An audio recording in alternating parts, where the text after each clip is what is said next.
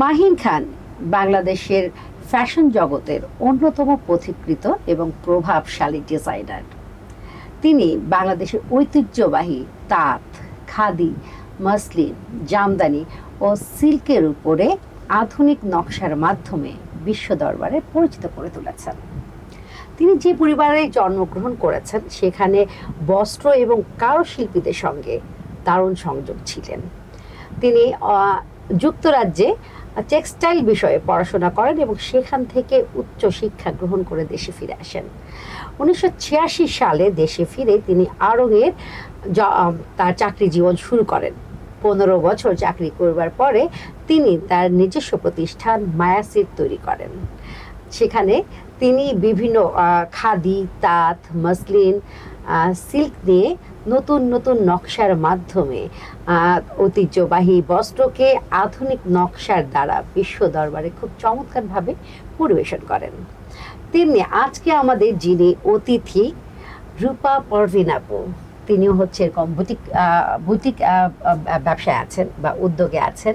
তিনি চমৎকার চমৎকার নিজস্ব ঘরানা ডিজাইন দিয়ে তৈরি করেন এবং তিনি বোঝেন যে একজন নারীর আসলে যদি সেটা আনস্টিচ থাকে তাহলে কত কষ্ট, সেটা মাথায় রেখে তিনি একদম তৈরি পোশাকও তৈরি করে দেন। আজকে আমরা রূপা পারভিন আপুর জানা অজানা অনেক কথা জানবো। আমাদের সঙ্গেই থাকবেন। সুধী দর্শক, দৈনিক কালের সমাজ এবং 21শে সংবাদের রোজকারের আয়োজন নারী উদ্যোক্তার সফলতার গল্প অনুষ্ঠানে আপনাদের সবাইকে আমন্ত্রণ জানাচ্ছি। আমি রোমানা শিকদার এবং আমার সঙ্গে আছেন আমাদের মিষ্টি একদম সুন্দর একটা আপু, খুব চমৎকার পুতুলের মতো দেখা যাচ্ছে, সেই আপুটা রূপা পারভিন। আমরা তার সঙ্গে আজকে কথা বলবো। আপু আসসালামু আলাইকুম। ওয়ালাইকুম আসসালাম। আসসালামু আলাইকুম আপু। ওয়ালাইকুম আসসালাম, কেমন আছেন? জি আলহামদুলিল্লাহ, আপনি কেমন আছেন? ভালো আছি আলহামদুলিল্লাহ। আপু আমি তো আমার মতো করে আপনার পরিচয়টা দিয়েছি, আপনি একটু ছোট করে আপনার পরিচয়টা একটু তুলে ধরবেন। আচ্ছা, আমি রূপা পারভিন। আমি একজন নারী উদ্যোক্তা, কাজ করছি আপনার বুটিক্স ও ফুডস নিয়ে। আচ্ছা, ফুডসটা বলতে ভুলে গেছি। সমস্যা নেই। আপু আপনার জন্ম বেড়ে ওঠা আসলে কোথায়, এটা একটু যদি বলতেন। আমার বাসা জয়পুরহাটের আক্কেলপুর থানায়। আচ্ছা, আমি ওইখানেই বেড়ে উঠছি। আচ্ছা, চমৎকার। ছোট থেকে। আচ্ছা আপু, আপনার কি ছোটবেলায় মনে হতো যে সবাই আপনাকে নিজ নামে, বড় হলে সবাই আপনাকে নিজ নামে চিনবে? কারণ ছোটবেলায় তো থাকে যে এই অমুকের মেয়ে, তারপর বিয়ের পরে হয়ে যায় অমুকের ওয়াইফ। আপনার কি মনে হতো যে ছোটবেলা থেকে যে আমি বড় হয়ে সবাই আমাকে নিজের নামে চিনবে? আপু আমার ছোট থেকেই ইচ্ছে ছিল আমি এমন কিছু করব জি, যেটা আমার নামে, মানে আমার হয়ে পরিচয় দিবে আমাকে। চমৎকার, এটা আমাদের আসলে সকলেরই চাওয়া। জি। আচ্ছা আপু, আপনি হচ্ছে বুটিক এবং ফুড দুটো নিয়ে কাজ করছেন। জি।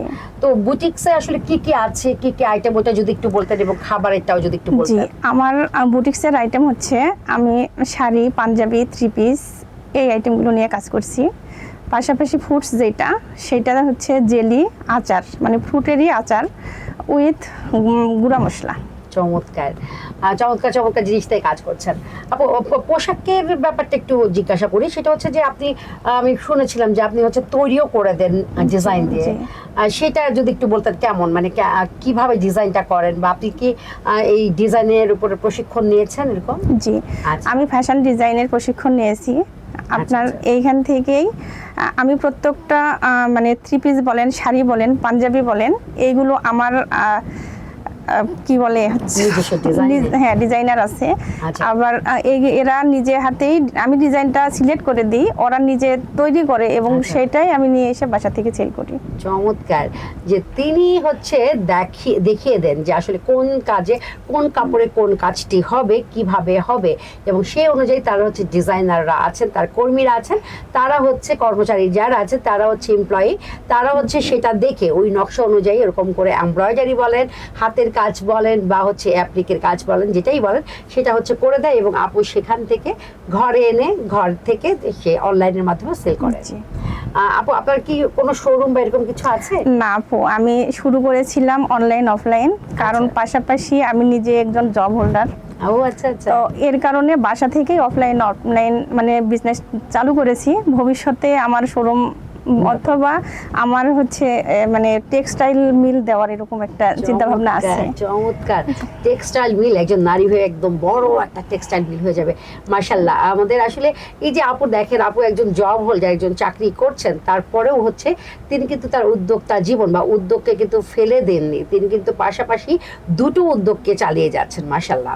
তার মানে আমি বলবো যে নারীরা আসলে, আমরা নারীরা সব পারি, আমরা নারী তাই আমরা সব পারি। আপনি যদি লক্ষ্য স্থির করেন, আপনি যদি আপনার সবকিছু ছক এঁকে নেন এবং মনোনিবেশ করেন, আপনি এই কাজটি করবেন, আপনি যেটাই পারদর্শী, আমার মনে হয় সেই পারদর্শী ব্যাপারটায় যদি আরেকটু ঝালাই করে নেন, মানে হচ্ছে প্রশিক্ষণ নিয়ে নেন, তাহলে হচ্ছে আপনাকে ঠেকাইকে, আপনাকে উদ্যমী হতে হবে, পরিশ্রমী হতে হবে এবং ধৈর্যশীল হতে হবে, তাহলে দেখবেন সফলতা আপনার দৌড় গড়ায়। আপনি একটু জানতে চাই যে আপনি হচ্ছে খাবারে আপনি বলেছেন যে ফ্রুট আচারটা যদি একটু ডিটেলসে বলতেন একটু। ফ্রুট আচার বলতে আপনার যেমন আমের আচার, আবার আমের হচ্ছে জেলি, আচ্ছা, আবার এর মধ্যে আরো বিভিন্ন তেঁতুল, জলপাই, মানে এই ধরনের আচারগুলো আমি করে থাকি। আচ্ছা, এখন নতুন উদ্যোগ যেটা চলতেছে কাঁঠালের আচার, এটা ইনশাল্লাহ আমার দর্শকদের জন্য বা আমার ক্রেতাদের জন্য আসতেছে সামনে। চমৎকার, কাঁঠালের আচার। আমি হচ্ছে এই অনুষ্ঠানটা করতে গিয়ে আসলে অনেকজন কাঁঠালের আচার তৈরি করেন, কাঁঠালের আমসত্ত্ব, কাঁঠালের কত 68টা না কতগুলো খাবার হয়, বার্গার থেকে শুরু করে চাপ, সবকিছু আমি এরকম অনেক উদ্যোক্তাদের সাথে পরিচিত হতে পেরেছি। আজকে একজন আপু পেয়ে গেলাম, রূপা পারভিন আপু, যিনিও হচ্ছে কাঁঠালের আচারের সামনেই চলে আসবেন ইনশাল্লাহ। আপু এবার একটু জানতে চাই যে আপনি এত কিছু থাকতে, ধরেন আপনি অন্য পেশায় যেতে পারেন, যেহেতু আপনি একজন জব হোল্ডার, মানে এটা করার পাশাপাশি কেন আপনার মনে হলো যে আমি বস্ত্র নিয়েও কাজ করব, আবার খাবার নিয়েও কাজ করব, কেন মনে হলো? আপু মূলত ছোটবেলা থেকেই আমার লক্ষ্য ছিল যে আমি নারীদের নিয়ে কাজ করব। কারণ আমি তো আমার চারপাশে দেখেছি অনেক নারী অবহেলিত, তারা কোনো কিছু করতে পারে না, বিধায় কিন্তু সমাজে অনেক অবহেলিত হয়। পাশাপাশি এমনও, ঠিক আছে অবহেলিত নারীকে বাদ দিলাম, একজন হাজবেন্ড একটা পরিবারের মাথা, সে যদি বাবা মা মানে বয়স হয়ে যাওয়ার পর তো একটা সময় সন্তানের উপরেই দায়িত্ব দিয়ে দেয়, তো সেই পরিপ্রেক্ষিতে তার পাশাপাশি মানে হাজবেন্ডের পাশাপাশি একজন ওয়াইফ যদি একটা কর্মে সংযত থাকে, যে সে একটা পরিবারে থেকে কোনো কিছু করতে পারতেছে, মানে সেইটা থেকে তাকে সাপোর্ট দিচ্ছে, এই সাপোর্টটার জন্যই আমার ছোটবেলা থেকে অনেক ইচ্ছে ছিল যে আমি যেটাই করি না কেন পাশাপাশি উদ্যোক্তা একটা জীবন আমি বেছে নিব, এটাই আমার লক্ষ্য ছিল। মানে সে তার পরিবারকে সাপোর্ট দেওয়ার জন্য এবং নারীদের নিয়ে কাজ করবার জন্য তার উদ্যোক্তা জীবন বেছে নিয়েছেন। চমৎকার। সমাজে এরকম মানুষ আসলে কম দেখা যায়, আমরা শুধু নিজেদের নিয়েই ভাবি, অথচ আপন নিজের পরিবারকে সাপোর্ট দেওয়ার জন্য এবং অসহায় অবহেলিত নারীদের নিয়ে কাজ করবার জন্যই তিনি উদ্যোক্তা জীবন শুরু করেছেন। সো এই উদ্যোক্তা জীবন বা অন্যের জন্য ভাবনা, এটা কিন্তু আসলে উদ্যোক্তা জীবনে সম্ভব। আমরা চাকরি করব না, চাকরি দিব, সঙ্গে আপু কিন্তু নিজে চাকরি করছেন এবং চাকরিও দিচ্ছেন। চমৎকার না বিষয়টা? আপু এবার একটু বলি যে আপনি যে আর্ন করছেন, মানে এটা আমাদের একটা সমাজের ধারণা যে বাবা মাদের মানে দেখভাল করবার দায়িত্ব শুধু ছেলে সন্তানের উপর পড়ে। আপনি কি এরকম করেছেন যে আপনার যে এই উদ্যোগের টাকা বলেন বা আপনার জবের টাকা দিয়ে আপনার বাবা মাকে কি আপনি দেন? হ্যাঁ, মাশাআল্লাহ। এটা কি মাঝে মধ্যে দেন নাকি এটা মান্থলি যেটা থাকে? আসলে আমার যেমন দায়িত্ব থাকে যে বাবা মাকে ভরণ পোষণ করতেই হবে, এরকম কি করেন? আপু আমার বাবা মারা গেছে এই যে ডিসেম্বর আসলে 3 বছর হবে। আমার অনেক মানে ছোটবেলা থেকে আমার অনেক ইচ্ছে ছিল যে আমি কোনো কিছু করতে পারলে ভবিষ্যতে আমি আমার বাবা মাকে দেখব। আবার পাশাপাশি এরকমও ইচ্ছে ছিল যে শুধু বাবা মা না, আমি একজন মেয়ে, একজনের ছেলের বউ, তো সেই পরিপ্রেক্ষিতে আমি দুই দায়িত্বটাই সমানভাবে পালন করব। পাশাপাশি আমি যতটুকু চেষ্টা মানে করি দুইজনকেই ভালোভাবে দেখার, দুইটা মাকে, যেহেতু আমার বাবা মারা গেছে 2.5 বছর অলরেডি, তো তার আগে পর্যন্ত যতটুকু পেরেছি বাবাকে সহযোগিতা করেছি। আর শ্বশুর তো মারা গেছে অনেক ছোটতে। মাশাআল্লাহ, মাশাআল্লাহ। আপু এই ব্যাপারে একটু ব্যক্তিগত প্রশ্ন জানতে চাই, সেটা হচ্ছে যে আপনার হাজবেন্ড কি কখনো বাধা দেয়নি যে তুমি কেন তোমার টাকা তোমার বাবা মাকে দিচ্ছ, এরকম কি হয়েছিল? হয়নি না? চমৎকার। আপনার হাজবেন্ডের জন্য অনেক অনেক শুভকামনা। ভাইয়া অনেক অনেক ধন্যবাদ। সমাজে এরকম মানুষ আসলে দেখা যায় না। আমি হয়তো গুটি কয়েক ভালো মানুষের মধ্যে আপনি একজন, তা না হলে আপনি এভাবে আপনার ওয়াইফের অর্জনকৃত টাকা তার বাবা মাকে দিতে হয়তো বা দিতেন না। সে কখনো আমাকে আপু এরকম বলে না যে আমি কত টাকা বেতন পাচ্ছি, কত টাকা আর্ন জি, এই টাকাটা আসলে কি করছি, কোথায় যাচ্ছে, এটার হিসাব সে রাখে না। চমৎকার, তাহলে তিনি নির্দ্বিধায় একজন ভালো মানুষ। জি, আপু একটু জানতে চাই যে আপনি যখন শুরু করেন আপনার কর্মজীবন, তো আপনি একজন সরকারি চাকরিজীবী, ওটা বাদ দিয়ে আপনি যখন উদ্যোক্তা জীবন শুরু করেন, যখন আপনার ওই উদ্যোক্তা জীবনে শুরু করার সময় আপনার আসলে মূলধন কেমন ছিল? আমি খুব মানে অল্প থেকে শুরু করেছিলাম আপু। আচ্ছা। আমি মানে আমার শুরুটা হয়েছিল এরকম, আমি যখন মানে ইন্টারমিডিয়েট মানে শুরু করছি আর কি, কলেজে ভর্তি হয়েছি, সেই সময় থেকে আমার উদ্যোগ ছিল যে আমি লেখাপড়া করছি, পাশাপাশি আমি কিছু একটা করব। তো এই পরিপ্রেক্ষিতে আমার মাথায় ঢুকে আমি একটা সেলাই মেশিন কিনবো। আমি সেলাই মেশিন কিনে মানে নিজে রেডিমেড কিছু ড্রেস তৈরি করতাম, যে ড্রেসগুলো আমার নিজের বান্ধবী বা প্রতিবেশী থেকে আমি মানে সেল করা শুরু করেছি।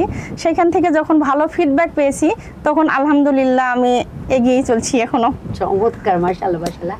আপু আমি একটু আপনাদের সবাইকে বলবো, যারা এই অনুষ্ঠানটি দেখছেন, আমাদের এখানে অলমোস্ট যত উদ্যোক্তা এসেছে বেশিরভাগই আমি শুনেছি, যেটা আমাদের অনুষ্ঠান আপনারা যারা দেখেন নিয়মিত আপনারা জানবেন যে প্রত্যেকটা উদ্যোক্তাই প্রথম মূলধন কিন্তু একদমই কম ছিল, সেটা দিয়ে তারা কাজ করে করে করে করে আজকে প্রত্যেকেই কিন্তু সফল নারী উদ্যোক্তা, প্রত্যেকেই কিন্তু সফল। আমি বারবার বলছি প্রত্যেকেই কিন্তু সফল। সো আমি বলবো যারা এখনো ভাবছেন যে আমার তো মূলধন নাই, আমি কেমন করে কাজ করব, তাদের জন্য কিন্তু আমাদের এই সকল আপুরা, উদ্যোক্তা আপুরা আপনাদের জন্য একদম দৃষ্টান্ত হতে পারে। কারণ এই সকল আপুরা কিন্তু সবাই একদমই কম টাকা, একদমই কম মূলধন নিয়ে শুরু করেছেন। তো আপনি আর ঘরে বসে থাকবেন না, আপনি উদ্যোগ শুরু করুন। মূলধন নিয়ে ভাববেন না, আপনি যেটায় দক্ষ, যেটায় পারদর্শী সেটা দিয়ে শুরু করুন। আশেপাশের আত্মীয় স্বজন থেকে শুরু করুন, আপনার একদিন সফলতা আসবেই। শুধু আপনার ধৈর্য এবং পরিশ্রমই হতে হবে। আপু আপনার কি মনে হয় যে আপনি যেমন বুটিকে কাজ করেন, তখন আপনি হচ্ছে ফ্যাশন ডিজাইনিং কোর্স করে এসেছেন, খাবারে কি আপনি এরকম কোর্স করে এসেছেন? হ্যাঁ জি আপু। চমৎকার, একজন নারী দেখেন একজন সরকারি কর্মকর্তা হয়েও তিনি কিন্তু তার উদ্যোগ জীবনে সফলতা আনবার জন্য বিভিন্ন হচ্ছে ট্রেনিং করেছেন, তার স্কিলকে আরো উচ্চ মাত্রায় নেওয়ার জন্য বিভিন্ন হচ্ছে কোর্সও করেছেন। চমৎকার। আচ্ছা আপু আপনার কি মনে হয় একজন নতুন উদ্যোক্তারা আসলে হচ্ছে এই ধরনের প্রশিক্ষণ করাটা কি জরুরি? হ্যাঁ আপু, অবশ্যই জরুরি। কারণ আমি যখন একটা কোনো কিছু করব, অবশ্যই আগে আমাকে জানতে হবে, শিখতে হবে, তারপর সেটাকে মানে তৈরি করতে হবে, আগাইতে হবে, সাহস রাখতে হবে, ইনশাল্লাহ সফলতা পাবেন। চমৎকার চমৎকার, খুব ভালো বলেছেন। আপু এবার একটু জানতে চাই, আপনি আপনার যে উদ্যোক্তা জীবন, হ্যাঁ, এখানে হচ্ছে আপনি যখন প্রোডাক্ট ডেলিভারি দেন, এটাকে আপনি নিজেই ডেলিভারি দেন নাকি হচ্ছে আপনার কোনো ডেলিভারি ম্যান আছে? না, আমার ডেলিভারি ম্যান আছে। আমি ডেলিভারি ম্যানকে দিয়ে আমার পুরো বাংলাদেশ অনলাইন সাপ্লাই দিয়ে থাকি আমি। চমৎকার। আচ্ছা ডেলিভারি করতে গিয়ে কোনো অভিজ্ঞতা, খারাপ ভালো কোনো অভিজ্ঞতা কি আপনার আছে? হ্যাঁ, এটা তো থাকবেই, এটা প্রতিটি মানে উদ্যোক্তাদের জন্যই থাকবে। কারণ হচ্ছে ডেলিভারি দিলে এমনও হয়েছে আমি ডেলিভারি পাঠাইছি, আমার মানে প্রোডাক্ট রিসিভ করে নাই। আচ্ছা আচ্ছা। না, হারিয়ে ফেলার উদ্যোগটা মানে ইয়েটা এখন আমার আসেনি, কিন্তু এই যে পাঠাইছি আমাকে অলরেডি মনে করেন যে উনি হচ্ছে প্রোডাক্ট চাইছে, আমি পাঠাইছি, কিন্তু ডেলিভারি ম্যান নিয়ে গেছে, সে রিসিভ করছে না। ও হ্যাঁ, এটা প্রায় দেখা যায়, এটা প্রায়ই দেখা যায়। আমি একটু বলবো ক্রেতাদের, যারা আপনারা যখন হচ্ছে একটা পেজ থেকে বা একটা বুটিক শপ থেকে যখন হচ্ছে অর্ডার করেন, আপনারা একটু দয়া করে আপনারা ভেবে চিন্তে বুঝে ভালো মতো দেখে শুনে তারপর অর্ডারটা করবেন। কারণ যখন একজন উদ্যোক্তা আপনাকে হচ্ছে আপনার ঠিকানা যখন পণ্যটি পাঠায়, সে কিন্তু অন্য ওই পণ্যটির পেছনে হয়তো আরো 2-3 জন ক্লায়েন্ট ছিল, তিনি তাদেরকে না দিয়ে আপনি আগে অর্ডার করার ভিত্তিতে হয়তো আপনাকে দিয়েছে, এবং আপনি যদি সেটা রিসিভ না করেন তাহলে কিন্তু এটা আমার একজন উদ্যোক্তার জন্য অনেক বড় ক্ষতি। সো আপনারা যারা ক্রেতাপুরা আছেন, প্লিজ এই ব্যাপারগুলো হচ্ছে একটু মাথায় রাখবেন। আচ্ছা এবার একটু আপু শেষের দিকে, তো আমরা একটু জানতে চাই যে আপনি ঘর সংসার সামলিয়ে চাকরি করছেন, উদ্যোগ জীবন বেছে নিয়েছেন, উদ্যোক্তা করছেন, মানে ব্যবসাটা চালাচ্ছেন, এটা কিভাবে সম্ভব? বা আপনার শ্বশুর বাড়িতে কোনো সমস্যা হয় না, এগুলো একটু বলবেন। আচ্ছা আচ্ছা আপু, আমি আপনার যেহেতু সংসার তো সামলাতেই হবে, মূলত সংসার সামলিয়ে চাকরি সামলিয়েও আমি আমার উদ্যোক্তা জীবন এগিয়ে নিয়ে চলছি। এটা আমার যতটুকু মানে ক্রেডিট আছে, এটা হচ্ছে যারা আমাকে হেল্প করে।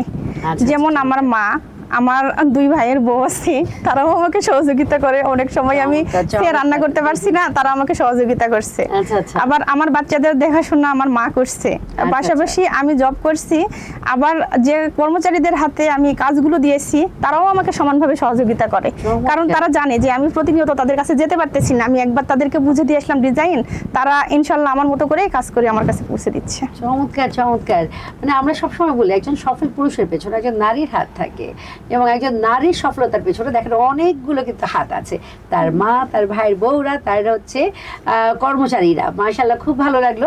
তাদের সবার জন্য অনেক অনেক শুভকামনা। আপু একটু জানতে চাই যে আপনার কর্মচারীরা, মানে আপনি আসলে নিজের এই উদ্যোগ চালিয়ে কয়জনের হচ্ছে কর্মসংস্থানের সুযোগ করে দিতে পেরেছেন? আপাতত আমার 17 জন কাজ করছে আমার হয়ে। ইনশাল্লাহ সামনে আমি এরকম করছি যে আমার 30 জন কর্মচারী নিব। চমৎকার আপু, এতটুকু মানে বয়স আসলে কমই বোঝা যায়।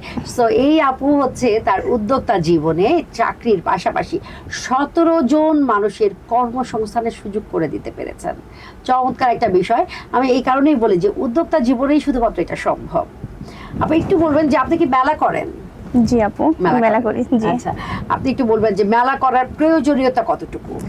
মেলা করার প্রয়োজনীয়তা হচ্ছে আপনি যখন একটা মেলাতে স্টল নেবেন, আপনার একটা মেলাতে মিনিমাম যে আরো উদ্যোক্তারা থাকে তাদের মধ্যে একটা বন্ডিং, আচ্ছা আচ্ছা, পরিচয়, এটা আসলে আমাদের প্রত্যেকটা উদ্যোক্তার জন্যই প্রয়োজন। আচ্ছা, আর আবার আরেকটা কি আপু, আমি যে আমার একটা প্রোডাক্টকে ব্র্যান্ড আকারে নিয়ে যাব, এর পরিপ্রেক্ষিতে প্রত্যেকটা ক্রেতার কাছে আমরা পৌঁছাইতে পারি, সেটা যেখানেই আমরা মেলা করব ঠিক সেই এরিয়াতেই আমরা অবশ্যই নিজের পরিচিতি গড়ে তুলতে পারি। এটার জন্য মেলা করাটা জরুরি। আমি মনে করি হচ্ছে ব্র্যান্ডিং করা যায় একটা মেলাতে। যারা হচ্ছে সময়ের অভাবে বা মূলধনের অভাবে দোকান নিতে পারছেন না, শোরুম নিতে পারছেন না, বা লোকবলের অভাবে, তাদের জন্য মেলাটা খুব প্রয়োজনীয় হতে পারে। সেখানে আপনারা হচ্ছে পণ্যের ব্র্যান্ডিং করতে পারেন, আপনার পণ্যের গুণগত মান সবকিছু আপনি দেখাতে পারেন, এবং ক্রেতা সন্তুষ্টি বা ক্রেতার আস্থা অর্জন করতে পারেন। সো আপু কিন্তু বলেছে যে মেলা করবার প্রয়োজনীয়তা আছে। আপু আমরা একদম শেষের দিকে, আপনি একটু যদি আমাদের হচ্ছে এই সেগমেন্টে হচ্ছে আমরা আপনাদের গান বা কবিতা শুনি, তো আপনি আমাদের যদি গান বা কবিতা যেটা শোনার একটু 2-4 লাইন একটু শোনাবেন প্লিজ। আমি নিজে একটু লেখালেখি করি। আমার অলরেডি কিছু কবিতা কিছু বইতে বের হয়েছে। আর পাশাপাশি আমি উদ্যোক্তাদের নিয়েই একটু আগে এখানে বসে একটা কবিতা লিখেছি, যেটা আমি আপনাদেরকে উৎসর্গ করতে চাই। তো চমৎকার একজন নারী, তিনি এত কিছুর পরেও আবার লেখালেখি করেন, কবিতা লেখেন, যেগুলো বিভিন্ন বইয়ের মধ্যে তার সংকলিত কবিতার বইয়ে ছাপা হয়েছে। জি আপু, শুরু করলাম। জি। উদ্যোক্তার স্বপ্ন। স্বপ্ন ছিল ছোট্ট একটি, আজ তা ছুঁয়েছে আকাশ। পরিশ্রম আর আত্মবিশ্বাসে লিখছি সফলতার ইতিহাস। ঝড় এলো, বাধা এলো, থামেনি আমার পথ চলা। হাল না ছেড়ে এগিয়ে গেছি, সাহস ছিল একমাত্র ভরসা। চমৎকার চমৎকার। মানে আপনি এটাকে এখন লিখেছেন? জি আপু। মানে এই তো সাক্ষাৎ কবি, আমরা সাক্ষাৎ কবি নিয়ে ঘুরছি। আমার পাশে একজন সাক্ষাৎ কবি আছে যে ইনস্ট্যান্ট কবিতা লিখতে পারেন। সে কিন্তু এই কিছুক্ষণ আগেই, মানে কিছুক্ষণ হয়তো 5-10 মিনিটের মধ্যে কবিতাটা লিখেছেন। সো তার আসলে প্রতিভা আছে, বোঝাই যাচ্ছে। কারণ তা না হলে চাকরি সামলিয়ে দুই রকমের হচ্ছে উদ্যোগ সামলিয়ে এরকম কবিতা লেখা এবং উদ্যোক্তাদের নিয়ে লেখা, এটা কিন্তু আসলেই চমকপ্রদ একটা বিষয়। অনেক ভালো লাগলো আপু। আপু একদম শেষের দিকে আমরা একটু জানতে চাই, এবার হচ্ছে ঝটপট একটু উত্তর দিবেন।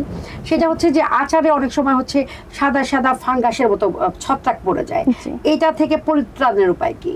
এটা থেকে পরিত্রাণের হচ্ছে মানে হলো কি আপু, আমরা যখনই আচার তৈরি করি অবশ্যই ভিনেগার ব্যবহার করি। কারণ ভিনেগারের কারণেও কিন্তু অনেক সময় আমাদের আচারের ছত্রাকটা পড়ে না।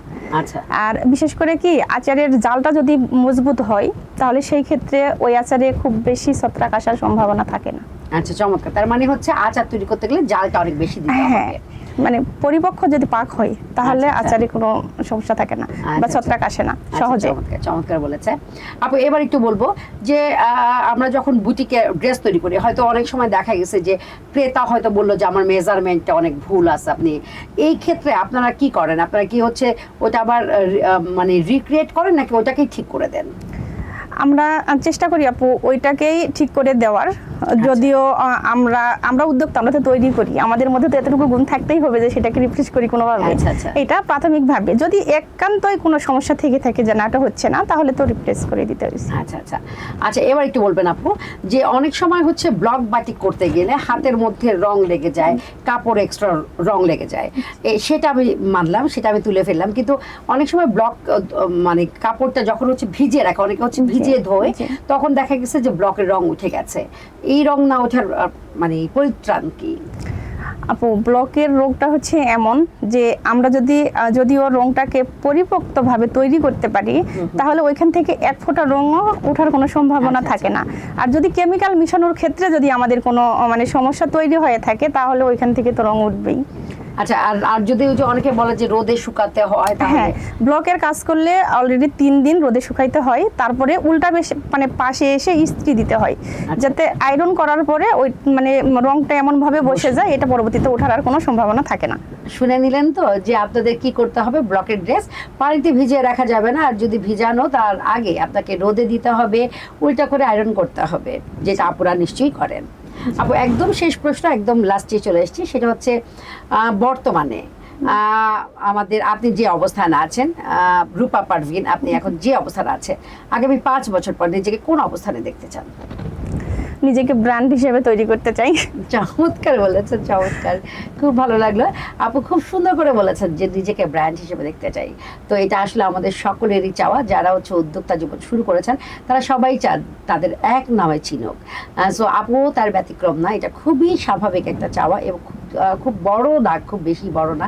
এবং আপুর যে একটা চমৎকার মনোভাব আছে যে তিনি হচ্ছে অবহেলিত নিষ্পেষিত নারীদের নিয়ে কাজ করতে চান। সো আমরা তার জন্য অনেক অনেক শুভকামনা জানাই। আপু, আপনার এই মূল্যবান সময় আমাদের দিয়েছেন, অসংখ্য ধন্যবাদ। আপু, আপনাকেও অসংখ্য ধন্যবাদ, অনেক ভালো লাগলো আজকে আমাদের এই প্রোগ্রাম। আর তার সাথে ধন্যবাদ জানাই দৈনিক কালের সমাজ ও সংবাদ 21 সংবাদ এর প্রতিপক্ষকে আমাদের এত সুন্দর একটি আয়োজন করে দেওয়ার জন্য। চমৎকার। আচ্ছা, আমি একটু লাস্টে, যেহেতু আমাদের এটা আজকের মতো শেষ অনুষ্ঠান, আমি একটু জানাতে চাই, আমি একটু বলতে চাই যে আজকে আমরা করব জয় ফাহিমা সুলতানা পারভিন আপুর হচ্ছে একমাত্র সন্তান রায়ানের জন্মদিন। Happy birthday Ryan. সো এটা আমি একটু একান্ত ব্যক্তিগত একটা ব্যাপার বলে ফেলেছি, সবাই একটু ক্ষমা সুন্দর দৃষ্টিতে দেখবেন। আপনারা যারা হচ্ছে শুধু দর্শক, দৈনিক কালের সমাজ এবং 21 সংবাদের রোজকারের আয়োজন নারী উদ্যোক্তা সফলতার গল্প অনুষ্ঠানে আপনারা যারা এতক্ষণ ধৈর্য ধরে আমাদের দেখলেন এবং শুনলেন, সবার প্রতি কৃতজ্ঞতা।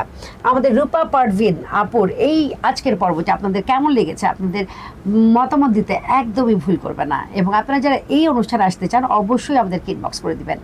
আজকে এই পর্যন্ত, সবাই সুস্থ থাকুন, ভালো থাকুন, আমাদের সঙ্গেই থাকুন।